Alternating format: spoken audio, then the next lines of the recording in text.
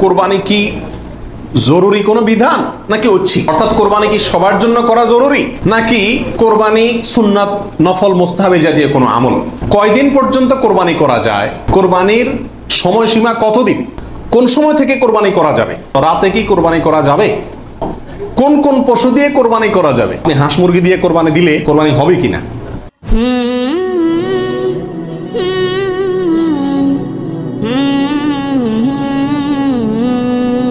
কোরবানি কি জরুরি কোনো বিধান নাকি ঐচ্ছিক?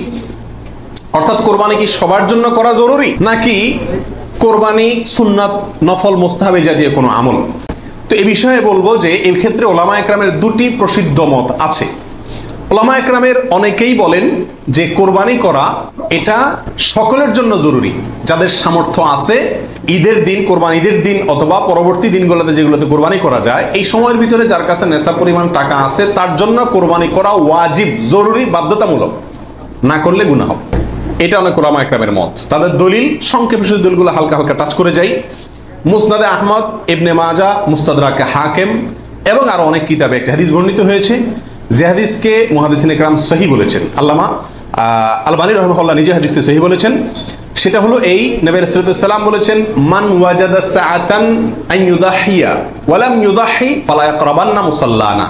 অর্থাৎ যে ব্যক্তি কোরবানি করার সামর্থ্য তার আছে, সক্ষমতা আছে, সচ্ছলতা আছে, সেই ব্যক্তি যদি কোরবানি না করে সেজন্য আমাদের ঈদগাহে ঈদের নামাজ পড়তে না আসে। কোরবানি করার ইচ্ছা না রাখলে সেজন্য ঈদের নামাজ পড়তে না আসে। এটা কিন্তু একটা সতর্কবাণী।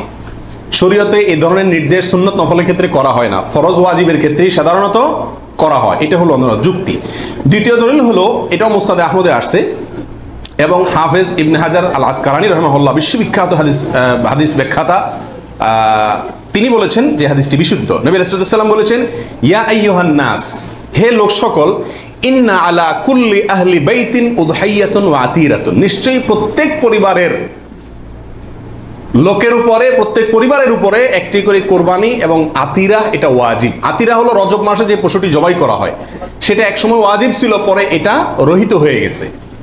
তো এখানে নবী সাল্লাল্লাহু আলাইহি ওয়াসাল্লামের ভাষা হলো ইন্না আলা কুল্লি আহলি বাইতিন, প্রত্যেক পরিবারের উপরে কোরবানি করা জরুরি। জরুরি, আলা এই শব্দটি জরুরি অর্থ বোঝানোর জন্যই আসে। এটিও বিশুদ্ধ হাদিস।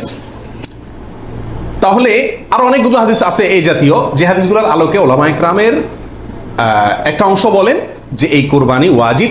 ইমাম আজম আবু হানিফা রাহিমাহুল্লাহর মত এটা। এর বিপরীতে অনেক ওলামা ইকরাম বলেন কোরবানি করা ওয়াজিব নয়, এটা সুন্নাতে মুআক্কাদা। সুন্নাতে মুআক্কাদা মানে কি? সুন্নাত কিন্তু খুবই গুরুত্বপূর্ণ সুন্নাত, বিনা কারণে এটা ছাড়া মাকরুহ, অপছন্দনীয়, ভালো কাজ নয়। সুন্নাতে মুআক্কাদা এবং ওয়াজিবের সাথে খুব বেশি তারতম্য নাই, কাছাকাছি গুরুত্বের বিচারে প্রায়। সাহাবীদের ভিতরে অনেক প্রসিদ্ধ সাহাবী, তারা কোরবানি করতেন না, ওয়াজিব মনে করবে মানুষ এই ভয়, এরকম কোন কোন বর্ণনা পাওয়া যায়। তারপরে কোন কোন বর্ণনা যারা বলে এটাকে সুন্নাতু আবিকুম ইব্রাহিম এই জাতীয় শব্দ ব্যবহার করেছেন। তো এসব কারণে ওনারা সুন্নত বলেন, সুন্নতে মুআক্কাদা বলেন। যাই হোক, সর্বসাকুল্যে এই কোরবানি খুবই গুরুত্বপূর্ণ একটি বিধান, এটা হলো নিশ্চিত। ওয়াজিবের মতটা গ্রহণ করলে এটা বেশি সতর্কতা হয় এবং ইখতিলাফ এবং মতপার্থক্যের ঊর্ধ্বে উঠা যায়, এবং অনেকগুলো বর্ণনা এর পক্ষে রয়েছে। কয়দিন পর্যন্ত কোরবানি করা যায়? কোরবানির সময়সীমা কতদিন? এর উত্তর হলো, এক্ষেত্রে ওলামা ইকরামের দুটি মত আছে। অনেক ওলামা ইকরামের মতে কোরবানি করা যায় ঈদের দিন, জিলহজের 10 তারিখ, আর 11 এবং 12 এই 3 দিন। এটা ইমাম আবু হানিফা রাহিমাহুল্লাহর মত। এর বিপরীতে অনেক উলামা ইকরামের মত হলো কোরবানি এটা 4 দিন পর্যন্ত করা যায়। কোরবানি ঈদের দিন এবং তারপরে আরো 3 দিন, 11, 12, 13। যুক্তি হলো যে আইয়ামে তাশরিক, এক হাদিসে আসছে একেবারে সুস্পষ্টভাবেই যে আইয়ামে তাশরিক এই দিনগুলা সবগুলাই হলো জবাই করার দিন, অর্থাৎ কোরবানি করার দিন। সেহেতু আইয়ামে তাশরিক হলো ঈদের দিন, ঈদের পরে আরো 3 দিন, অর্থাৎ 13 তারিখ, চাঁদের 13 তারিখের সন্ধ্যার আগ পর্যন্ত। এ হলো কোরবানির দিন। তবে কোরবানি প্রথম দিন ঈদের নামাজের পরপরই করা বেশি উত্তম, এতে কোনো সন্দেহ বা ইখতিলাফ কারোর নাই। এবারে সারা দুনিয়ার উলামা ইকরাম একমত। কারণ নবী আলাইহিস সালাম ঈদের দিন, ঈদের নামাজের পরপরই সাধারণত কি করতেন? কোরবানি করতেন। দ্বিতীয় তৃতীয় দিনে তিনি নিতেন না। অতএব একেবারে শুরুতেই করে ফেলা হলো সবচেয়ে উত্তম এবং বেস্ট। এবারে কারো কোনো দ্বিমত নাই। কোন সময় থেকে কোরবানি করা যাবে? উত্তর হলো ঈদের নামাজ যখন পড়া হবে, যেই এলাকাতে গরুটা জবাই হবে ওই এলাকাতে যখন ঈদের নামাজ শেষ হবে, ঈদের নামাজ শেষ হওয়ার পরপরে কি করা যাবে? কোরবানি করা যাবে। আরেক এলাকাতে ঈদের নামাজ শেষ হয়েছে, সেজন্য আপনার এলাকাতে আপনি কি করবেন না? কোরবানি করবেন না। আপনার এই পশু যারা কোরবানি করবে তারা ঈদের নামাজ পড়ার পরপরে কি করতে পারবেন? কোরবানি করতে পারবেন। এ হলো কোরবানির সময়। রাতে কি কোরবানি করা যাবে? এই প্রশ্নের উত্তর হলো, রাতে কোরবানি করাকে ওলামায়ে কেরাম মাকরুহ বা অপছন্দনীয় বলেছেন। তার কারণ হলো, কোরবানি একটা আল্লাহর গুরুত্বপূর্ণ বিধান। এখানে পশুর রগ নির্দিষ্ট সংখ্যায়, নির্দিষ্ট রগগুলো কাটা যেতে হবে। রাতে করলে অন্ধকারে সেগুলো কম বেশ হয়ে যেতে পারে, এই আশঙ্কায় দিনের বেলায় করা উত্তম এবং রাতের বেলায় মাকরুহ বলেছেন। তবে যদি পর্যাপ্ত আলোর ব্যবস্থা থাকে এবং এরকম কোনো ভুল হওয়ার আশঙ্কা না থাকে, তাহলে রাতেও কোরবানি করা যাবে। অর্থাৎ এই দিনগুলোতে আর কি, যে দিনগুলোতে করা যায়। কোন কোন পশু দিয়ে কোরবানি করা যাবে? আপনি হাঁস মুরগি দিয়ে কোরবানি দিলে কোরবানি হবে কিনা? বড় পশুর ভিতরে 3 ধরনের পশু আর ছোট পশুর ভিতরে 3 ধরনের পশু, এগুলো দিয়ে কি করা যাবে? কোরবানি দেওয়া যাবে।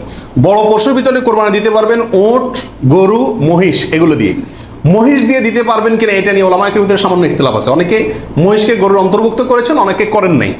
যার কারণে যারা করেছেন তারা বলছেন করা যাবে, যারা করেন নাই তারা বলছেন করা যাবে না। এই জন্য একান্ত অনন্য উপায় না হলে সেদিকে না যাওয়াই ভালো, ইখতিলাফের দিকে। আর ছোট পশুর ভিতরে 3টা, দুম্বা, ছাগল এবং ভেড়া, এগুলো দিয়ে কি করা যাবে? কোরবানি করা যাবে।